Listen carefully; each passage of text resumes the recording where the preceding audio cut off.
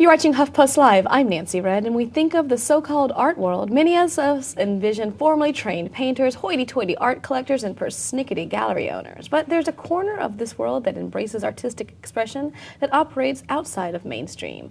Now, this genre, commonly called outsider art, though the term isn't universally accepted, is a place where everyone from self-taught sculptors to painters with developmental disabilities can find a place to call their creative home.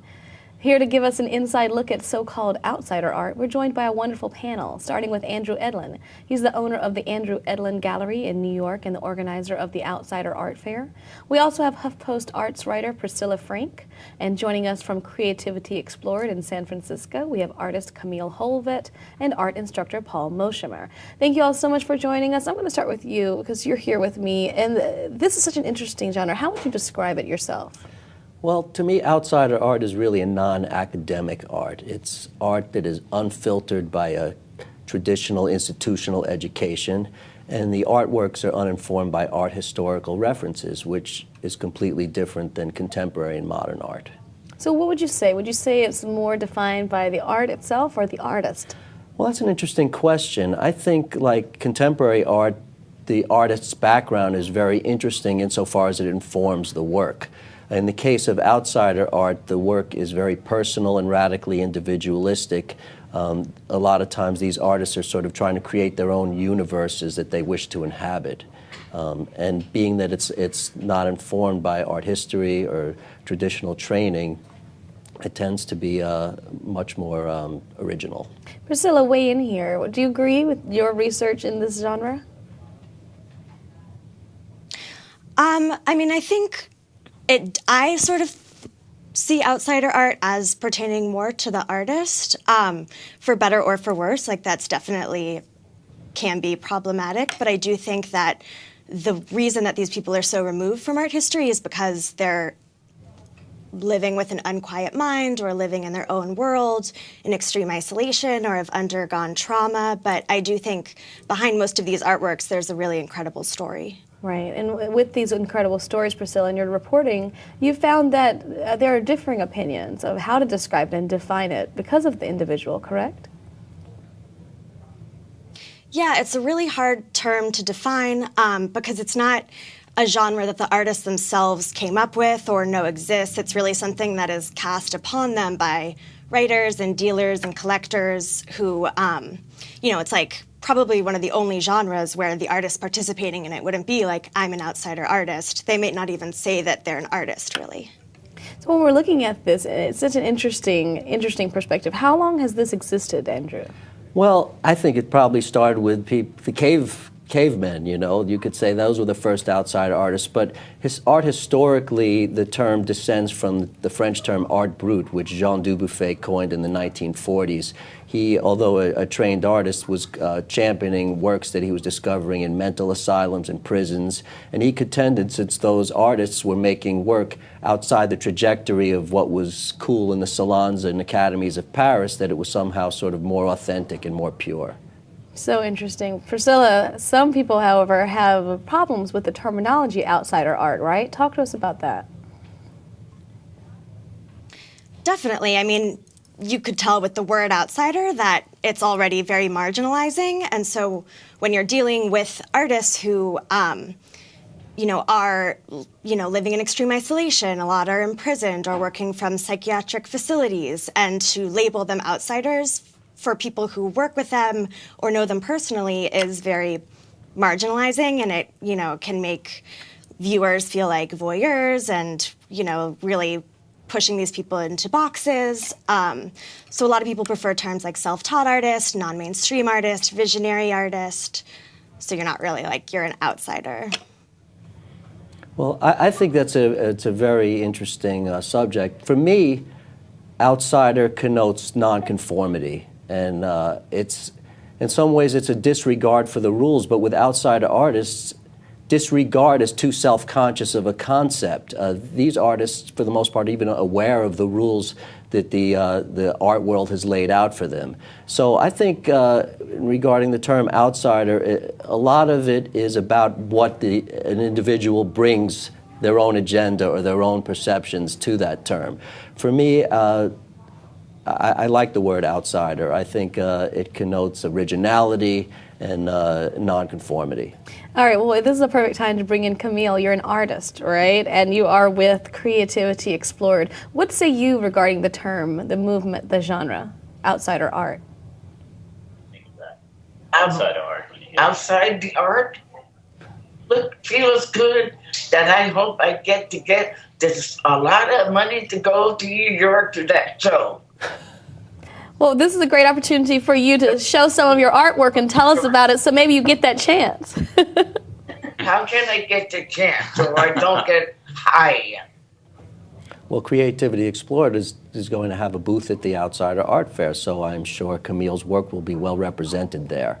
It'll be a great opportunity for collectors and museum curators and just visitors to see her work. Right. Paul, weigh in. Talk about the work that is done at Creativity Explored and where it sits in this genre. Okay, I'm sort of somewhere. I agree with both Andrew and Felicia about the term outsider art. On some sense, it's a great term to use. On the other hand, it's putting people into boxes, which you really can't put them into boxes. They are not, like Andrew mentioned, they are not aware of that term even, like you just saw with Camille. It's not something we use here or think about that much as the studio artist. Where do we fit in? Not sure, but we are an amazing organization, kind of facilitating, art making, and have been doing this for close to 33 years now here in San Francisco, and have artists like Camille. She's just one of our stars. I would say we have at least about 10 or 12 artists that are really remarkable, accomplished artists in their own right, and so.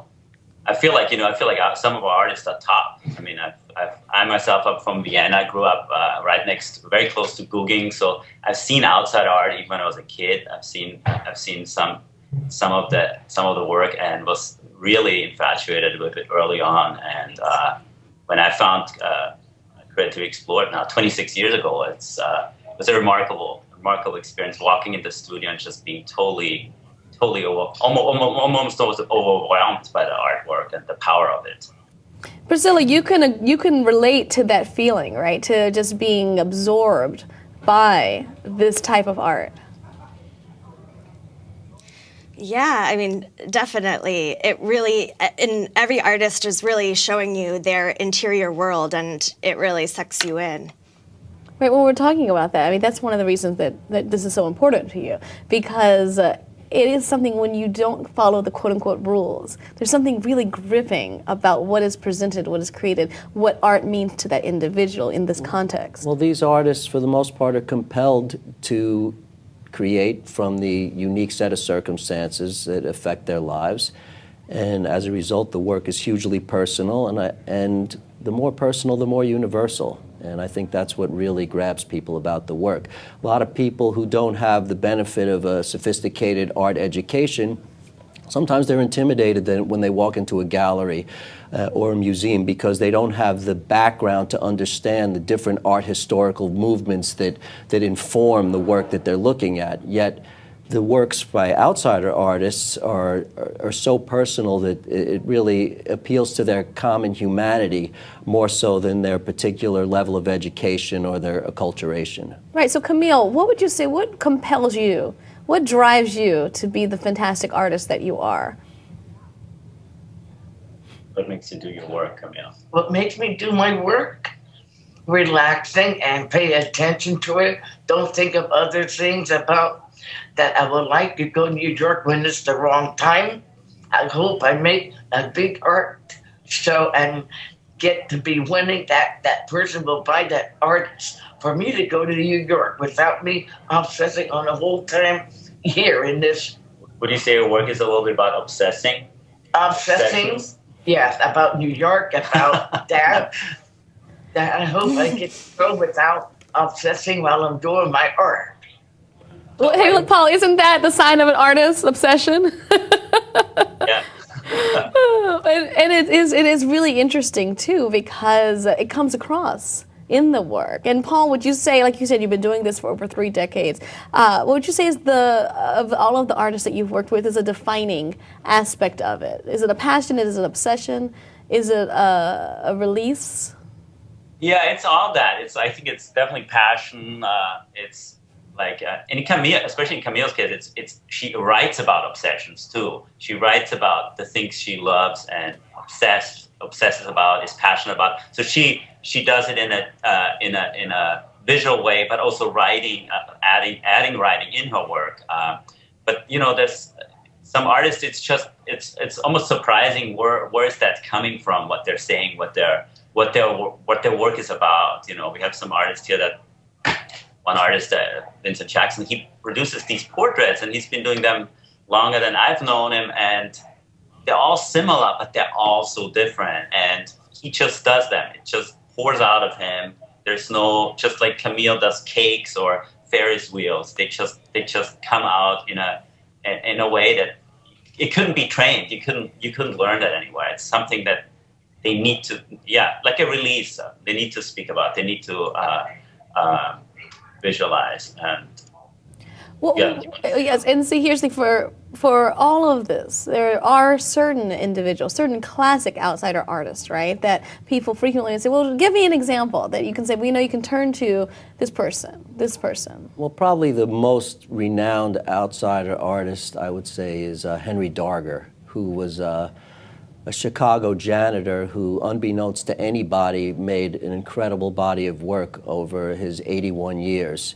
And in 1973, after he passed away, his work was discovered by his landlord, Nathan Lerner. And it turns out that Darger, who spent his early formative years in an orphanage, wrote a 15,000-page manuscript called In the Realms of the Unreal. And it's an apocalyptic tale of this a child slave rebellion led by the 7 Vivian sisters, who were fighting off a race of militaristic adults called the Glandolinians. And it's an apocalyptic war, very much like a Homeric tale. And it's especially poignant because what we know of Darger's life was so devastatingly sad and lonely, and he had such the orphanage that he lived in was notorious for all kinds of abuse. And it's generally thought that this universe that he created was some way for Darger to try and reclaim the innocence that was taken away from him. And it's an incredible, a staggering body of work. And it's it's timeless, which I think is a key to all the best art. I mean, it's about children in war, and we don't have to go very far to see images of children with AK-47s these days. That's absolutely true. Are there other examples that you can think of? There are many examples, bodies of work that have been discovered posthumously. We also have terrific artists who are living and breathing. Susan King is one that I think of, who's from New Zealand. And she stopped speaking at the age of 4, but she drew prodigiously well into her 30s. And for reasons that aren't really known, she stopped drawing for 20 years and then started up again. And she just had her first solo show in New York recently and is going to have her first museum show next year. The level of her draftsmanship is really staggering. Another well-known outsider artist who is working today is George Widener, who is very interesting. He's what we call a calendar savant. I don't know if you remember the movie Rain Man, and the Kim Peek was the person in real life who inspired Dustin Hoffman's character, who was also a hero in real life of George Widener. And his brain operates like a supercomputer with numbers, and he believes there's connections between numbers and dates and random historical events. And more recently, he's been making work where he's creating these complex games that he believes intelligent machines in the year 2050 are going to be able to understand. And when you look at artists like Widener or King or Darger, it's up to the viewer what they think of it. But the thing that's most compelling to me is when you see it that there's not another artist out of the billions of people on this planet who could have made that work. It's so unique to their own individual lives that it's really compelling. Well, and when we're looking at this, Priscilla, one of the aspects of this that is quite compelling is the aspect of agency, right? We only hear of a few of these people, but knowing that there must be so many more, so many Camille's out there whose art is just begging to be seen and dissected and looked at and appreciated is very addictive, wouldn't you say? I mean, that's what you found in your reporting and research. You just can't get enough outsider art.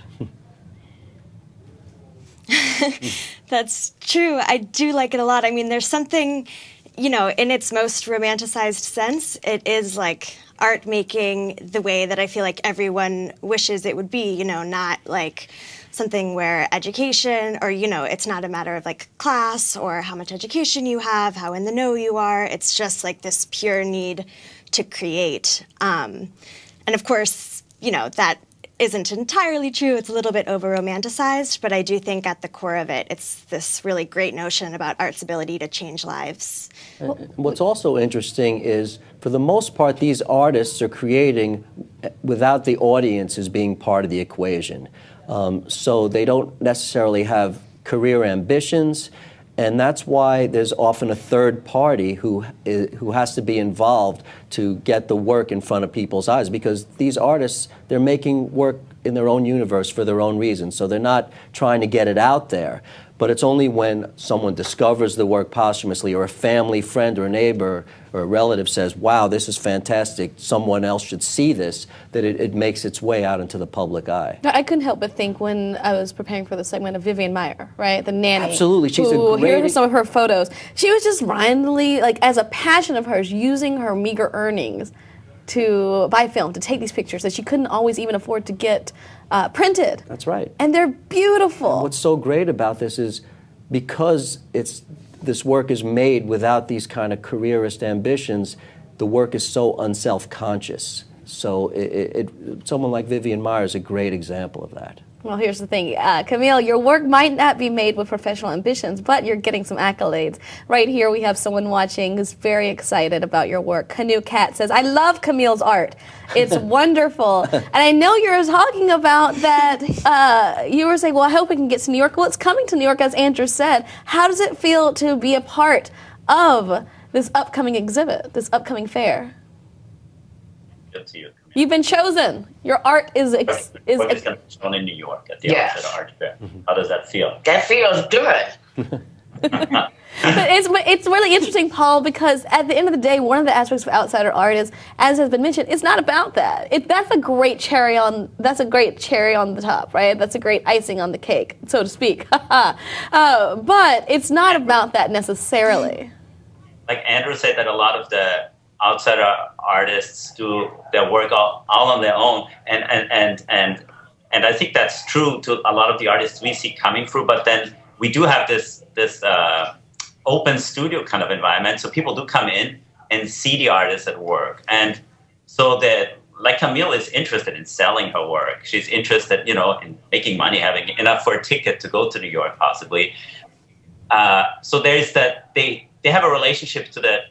Possibly selling, but it doesn't influence their path. They're producing, they're doing the work they want to do, and it's not money driven, or it doesn't change in that sense, I think. Which in 2015, Andrew, it's a role model for us all, right? To not be driven by money. The fair is coming up. What can we expect to see? Well, I think this Outside Art Fair is going to be the best ever. I've been talking to the dealers. They're bringing all their best material. And in this field, the dealers are really the experts.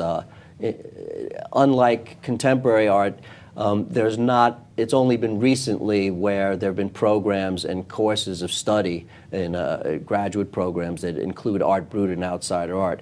So the dealers are extremely passionate. They're really bringing their A game. I think it's going to be fantastic. We have a couple of curated booths that are going to be special. Einel Talpazan, who sadly passed away this year, we're going to dedicate a booth to his work. And then we're also doing a booth where we've done an open call to artists, model makers, to submit designs for visionary towers. and then we're going to manifest them with a 3D printer Oh, wow. and install them all in one of the booths. That's incredible. And Priscilla, you're going to be moderating a panel there, right? What are you looking forward to checking out and talking Yeah. about? So the panel is going to be about the way that time works with outsider art and how in mainstream art we often expect a talented artist to evolve over time, to progress, and if someone stays the same, that's often, not always, but often looked down upon. It's like, oh, they're just doing the same thing over again. But in outsider art, time sort of freezes for these artists, and most of them continue to do the same aesthetic, the same obsession throughout their entire lives. So we're just going to have an art therapist, some artists, a scientist, a bunch of people talking about how we experience time, how time affects creativity, and how work changes or stays the same. So when we're talking about how the work changes and stays the same, Andrew, how would you say the genre's doing it at large? Is it gaining popularity? Is it staying the same? I think it's at an unparalleled moment right now. I think so much of the so-called insider art world has really taken notice of how powerful these artworks are made. We see in major institutions and biennials like the Venice Biennale, the Carnegie International. Next year, the Metropolitan Museum is doing a major show of self-taught artists from the Deep South. And these visionary curators are including them in their shows. So I think we're at a special moment in history where these outsider artists are really exerting a tremendous influence on more the mainstream art world. It's very exciting. And when we're looking at this, Priscilla, you recently did a huge expose on a lot of the fantastic artists. Who are you really excited about that we haven't discussed today?